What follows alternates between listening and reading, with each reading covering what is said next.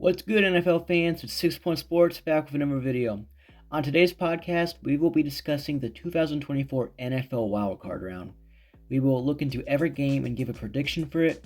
And before we start, do understand that everything I say is a prediction and things change quickly in football. Anyways, starting with the first game on Saturday, we have the Chargers versus Texans. The Chargers have surprised the football world this season, making it into the playoffs despite all odds. Most people, including I, believed that they would miss out on the playoffs and would have a record of around maybe 5 to 8 wins or something. However, they finished with a relatively impressive record of 11-6, even in a tough division they currently play in. Justin Herbert has played great this season, leading his team to secure the 5th seed in the playoff bracket. On the other hand, we have the Texans, who made the playoffs just like everybody knew they would. I mean, they were shockingly good last year. They surprised everybody, and we all know they would make it again this year. But, I mean, they really struggled in the second half of the season and have not looked like a playoff team at all. I mean, injuries have played a major role in this, such as losing one of them, C.J. Stroud's top receivers, Tank Dell. I mean, that really sucks. My prediction is that the Chargers do eventually give in to the pressure, and the Texans will bounce back, come in with a victory. The Texans are a good team that slumped recently, and the Chargers are an okay team that will run out of gas soon. This will happen Saturday, and the Texans will move on to face the Chiefs. Final record, Texans win in a close game, 21-20. Now we're going to talk about the next matchup, Steelers versus Ravens. And I mean, the Steelers have had a similar experience to the Texans, as both teams have struggled recently. Russell Wilson looks extremely washed and probably should retire, and will not be able to lead a team past the wildcard round. He's just not going to be able to. This is especially true because of their opponent, the Ravens, who have been excellent this year. I mean, like, really, really good. And even if Russell Wilson can play good, they're even decent. His receivers are just okay at best, and his offensive line is not great, and against the Ravens defense, we don't see the Steelers winning at all. Sorry, Pittsburgh, but our final record for this game is that the Ravens win 23-14. The next game is the Broncos versus Bills. And this will most likely be the first blowout on this list, actually the only one. I mean, the Bills' offense led by Josh Allen will likely tear the Broncos apart, especially with playoff energy in them. You know how the Bills get when they get into the playoffs. Really good until they face the Chiefs. Bo Nix is most likely not a playoff quarterback. I just don't see him being one. And the sluggish Broncos offense, just overall, will struggle against the carefully built Buffalo defense. And don't let the game against Kansas City fool you. The Broncos just cannot win this one. Our final record is the Bills winning 28-10. Our next game is going to be a good one and my game of the week. Packers versus Eagles. I was surprised by the Eagles this year.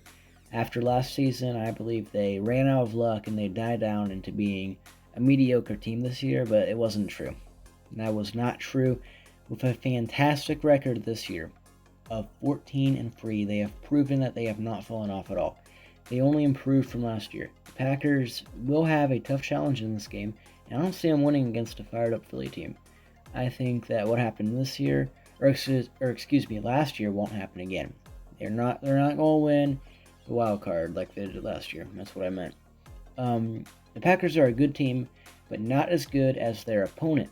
And I do truly believe that in a few seasons they will be Super Bowl contenders, but just not this year. They won't get a win this year. I don't see it. Is it possible? Yeah, I don't think so. Final record for this game will likely be high scoring, as both teams will throw deep passes and will have great runs. I'm expecting a record probably close to about 34-30. Next is Commanders versus Buccaneers. The Bucs pulled off a last-minute victory to clinch the division, bringing them into the NFL playoffs and booting out Atlanta, who embarrassingly choked to the Panthers. This will be a close game all around, as Baker Mayfield will bring his best against the Washington defense, who will struggle to contain him, along with his weapons like Mike Evans and Chris Godwin. I think he's hurt, but I could be wrong. However, Jaden Daniels and his squad won't be going easy at all. I mean, Daniels has a more complete offense with weapons like Jamison Crowder and Terry McLaurin, who will probably tear up the Buccaneers defense. And this will be a good game. This will be a good game. Sorry.